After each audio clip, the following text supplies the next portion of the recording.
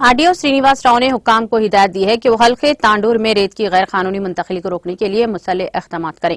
मंगल को Tandur RDO office में Vikarabad district collector की हिदायत पर तमाम मंडलों के एमपीपी, जेडपीटीसी, तहसीलदारों, एमपीडीओज और सब इंस्पेक्टरान पुलिस के साथ वाल्टा एक्ट के निफाज के बारे में एक जायजा इजलास का इनेकाद किया गया।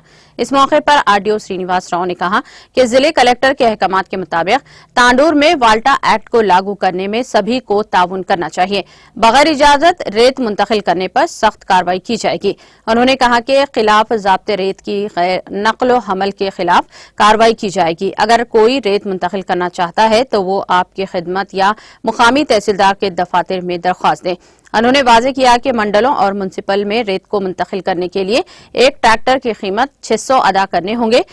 वो बिल पे मिलने के बाद रेत मुंतकिल की जाएगी।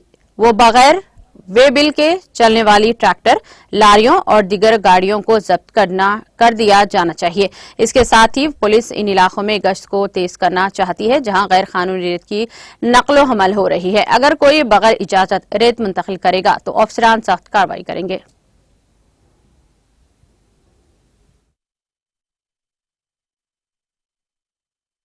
తాండూరు అసెంబ్లీ నియోజకవర్గం మండలాల్లో ఇసుక ఎవరికైనా అవసరమైనట్లయితే త్రూ మీ సేవ ద్వారా లేదా ఎంఆర్ఓ కార్యాలయంలో దరఖాస్తు చేసుకొని ఒక ట్రాక్టర్కు 600 రూపాయలు పే చేసి ఇసుక ఎవరికైనా సొంత అవసరాల నిమిత్తం కొనుగోలు చేయవచ్చు.